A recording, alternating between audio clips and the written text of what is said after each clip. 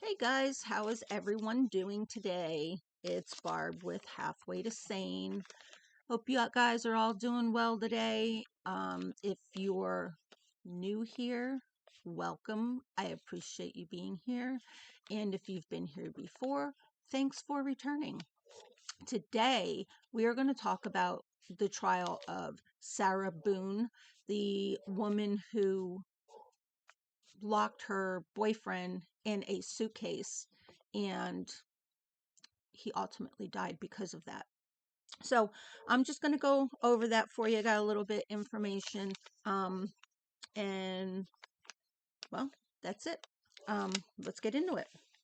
So right down to the end, Sarah Boone, a convicted murderer, portrayed herself as a victim, not the man she left to die in a suitcase, not his family members who were left heartbroken in the wake of his death. While reading without emotion from a statement, the 47-year-old Sarah Boone unleashed a litany of grievances against the man she killed, who was 42 years old, George Torres Jr., for his prior domestic abuse and his family for not intervening. She also blamed a scoundrel detectives, prosecutors, and the media for portraying her in a bad light. Sick. But Florida Ninth Circuit Judge Michael Kranick did not buy her sob story. He sentenced her to life in prison on Monday, December 2nd, 2024. She had no reaction, just blank face, like she didn't give a crap. In the gallery, however, several of Torres's family members shed tears and hugged. A jury convicted Sarah Boone of second-degree murder in October of the February 2020 death of Torres. She was sentenced to second-degree murder and killing without premeditation. Now, Boone started out her statement by comparing herself to a piece of ceramic that becomes more beautiful when it cracks and is repaired. What the freak is wrong with her? It becomes more beautiful when it's cracked. How is that?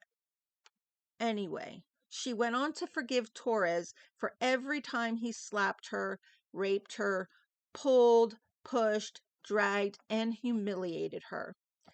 Sarah then forgave his family for turning a blind eye to the abuse.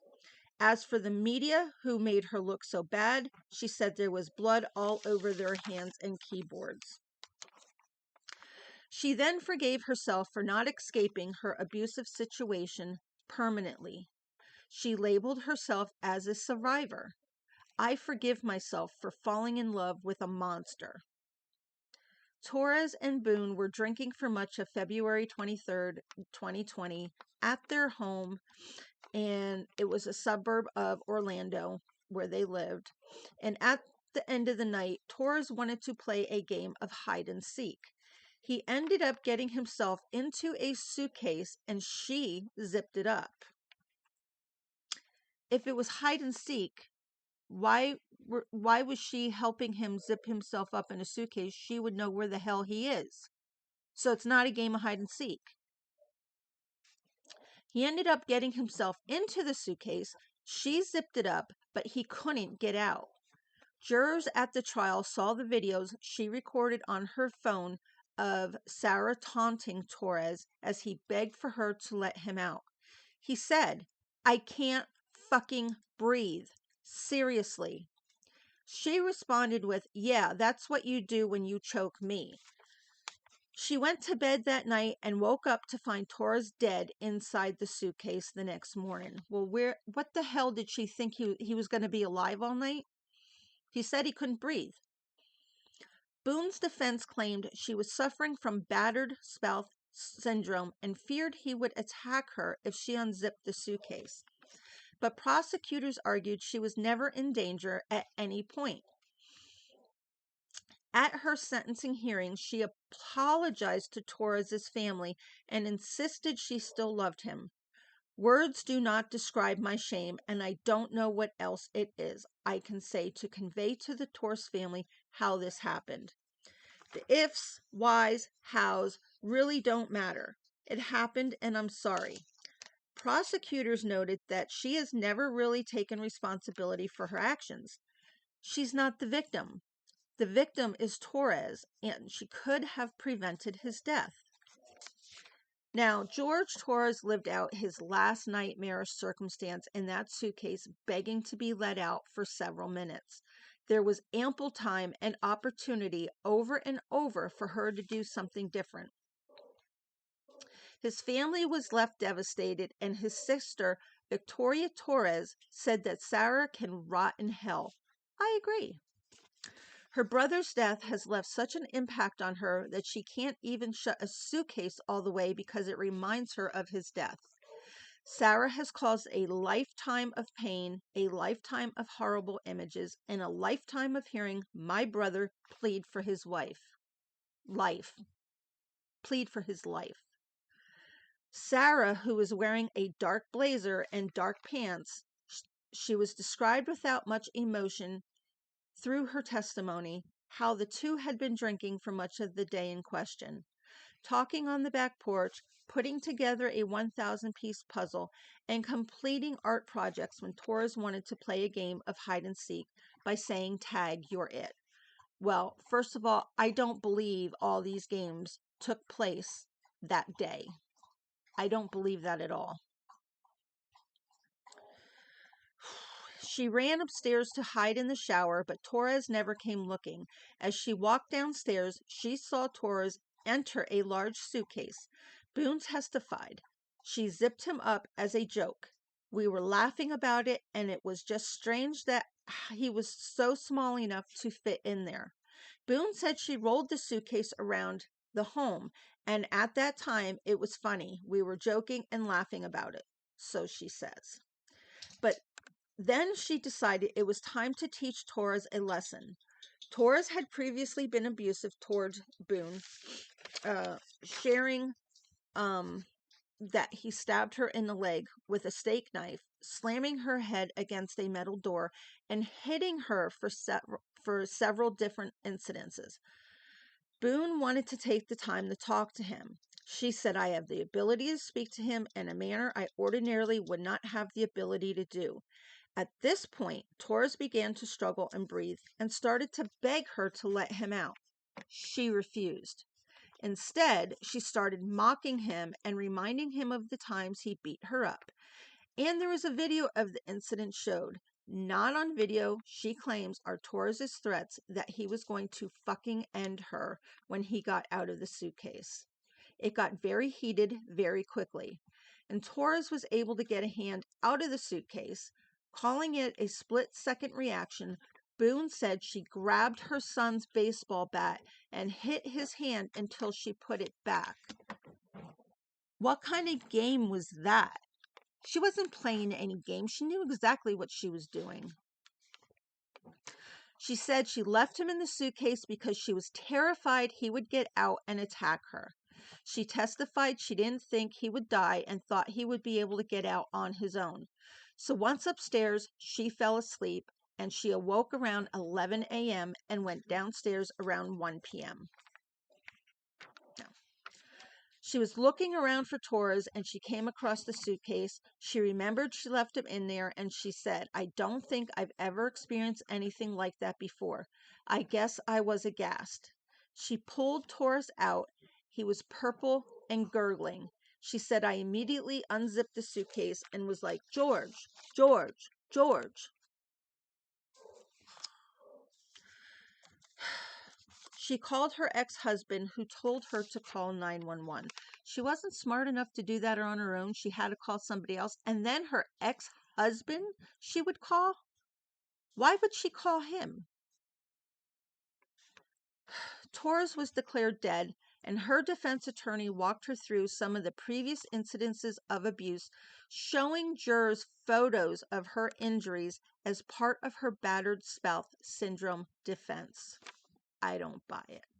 Asked why she didn't leave him, she said she hoped Torres would improve his behavior and that she and Torres were two bodies with one soul. If that's the case, why'd you kill him? I love him till this day. During cross-examination, prosecutors pressed her previous testimony from a neighbor's account that said they heard a loud thud in the middle of the night of the murder, suggesting she may have pushed him down the stairs while he was in the suitcase. Assistant State Attorney William J. also questioned why Boone felt the need to teach Torres a lesson while inside the luggage. Boone responded there was no lesson to be learned, but she wanted him to know how she felt about his abuse in hopes he'd become a better person. Jay also had Boone demonstrate to the jury how she zipped up the suitcase and showed Torres's hand placed when he tried to get out. Did you do anything to help him escape from the predicament that you zipped him up in? And she said no. She knew, again, she knew what she was doing, and she knew it was wrong. So William J. opened the trial by arguing that Boone intended to kill George Torres, and she did this with malicious intent to punish him. Then she went up to sleep and left him to take his final breaths on his earth. Prosecutors pushed back against the claim in his opening statement. The prosecutors mentioned that she wanted him to die. That's the furthest from the truth. She loved him. She hated the abuse, and she couldn't leave. She tried. Oh my God. Oh my God.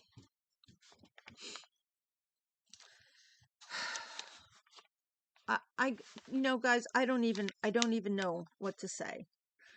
Anyway, she was charged with second-degree murder in the killing of Torres after only 2 hours of deliberation. Yeah, because it wasn't hard to come to that decision. The MF or knew.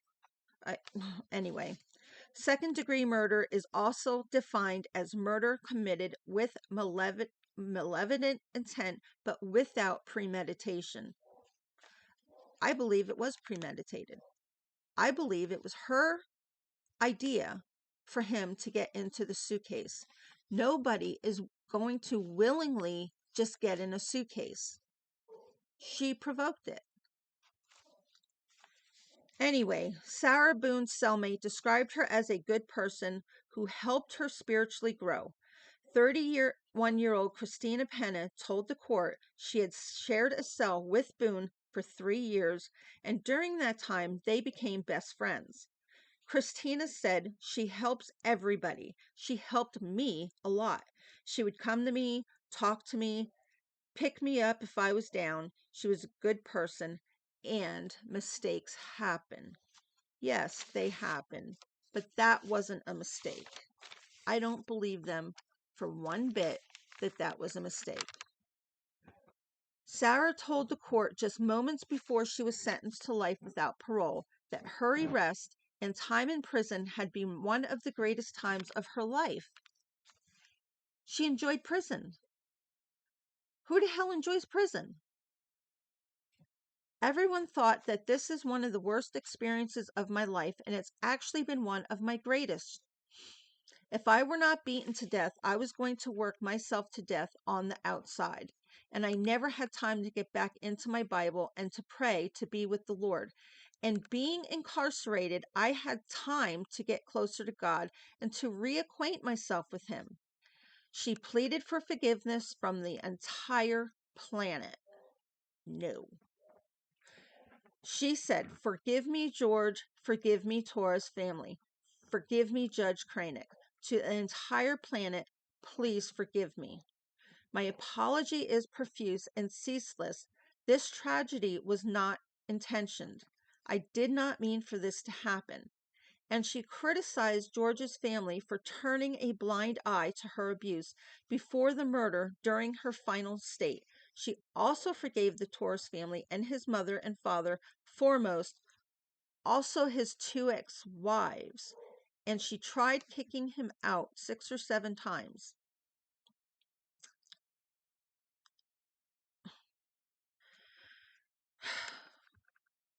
He kept coming back, she said.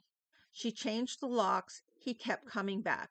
She didn't have family. She didn't have support. She was weak and she was vulnerable. Prior to George's death, he had been arrested multiple times for alleged instances of domestic abuse and against Boone for the abuse. She had been arrested one time for an alleged incident of domestic violence to Torres. So she was arrested one time for abuse to him.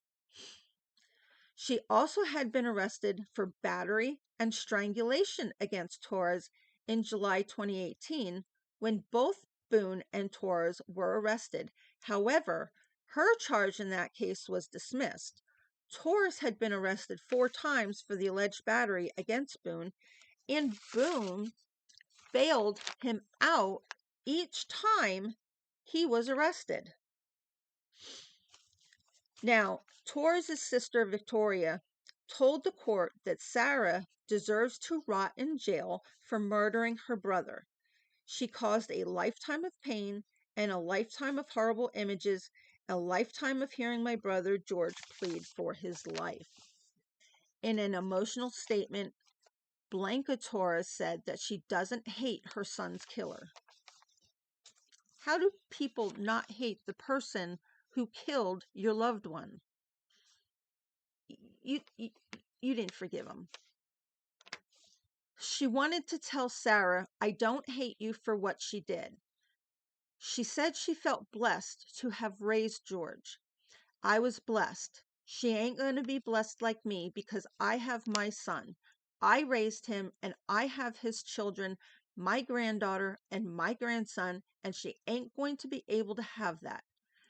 Blanca told the court about the emotional moment she found out her son was dead, the grief she battled since. Since that day, I can't sleep. It's hard for me. I looked out the window and I'm waiting for my son to come and say, Mom, I miss you. She said Boone had not only taken her son from her, but taken from the entire family. She not only killed my son, she killed a father, a brother, and an uncle.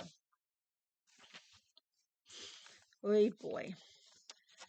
It was a long road to the trial, and Boone has gone through 8 attorneys in this case. So the first 7 attorneys knew probably that she was a lying piece of scum and wouldn't want to try her because they knew she was guilty. Don't you think? Why would she fire 7 attorneys? Some of the counsel bowed out while citing ethical considerations. For example, the public defender's office had to punt because it had previously represented her in a domestic violence charge in which Boone was the victim. Nonetheless, others like Frank Bankowitz backed off because of the friction with the defendant. No attorney can satisfy her. She voiced disdain, respectively, and had mouthing both of them. Her final attorney, Patricia Cashman, as an unprofessional and having a snotty attitude. I don't like this woman. I don't like her. I don't like her. Anyway, guys, what do you think about the case? What do you think about her?